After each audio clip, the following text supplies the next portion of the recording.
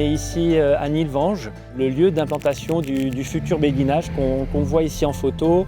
En une phrase, le béguinage, c'est un lieu de vie pour personnes de plus de 60 ans, ouvert sur son quartier avec une micro-crèche, une classe maternelle, le tout sur une approche Montessori basée sur la personne où en fait on implique tous les citoyens dans le fonctionnement du lieu. Et notre projet ici avec les trophées de la biodiversité urbaine, ça consiste en la réhabilitation d'une ancienne rivière qui avait ici, qui est asséchée, c'est plus qu'un fossé. Cette rivière, c'est nous, c'est les habitants du quartier qui sont venus me voir, qui m'ont dit mais comment ça se fait, il y avait une rivière, elle y est plus. On s'est renseigné, on l'a trouvé sur les cartes. Avec cette subvention, on va recreuser le fossé qui est encombré, il y a des déchets dedans. On veut pouvoir faire revenir l'eau. On va trouver, en fait, ça va être comme un bassin de rétention pour les eaux pluviales.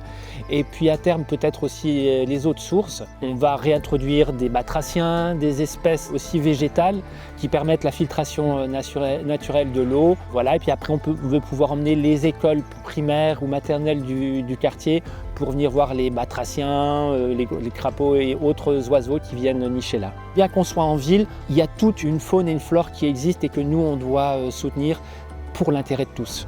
Ces trophées sont importants pour montrer aussi que la biodiversité, la transition écologique, ça n'est pas juste une action de certains avant-gardistes, des précurseurs comme on a pu les avoir avec Jean-Marie Pelt ou des personnes vraiment très activistes, mais c'est une responsabilité de chacun.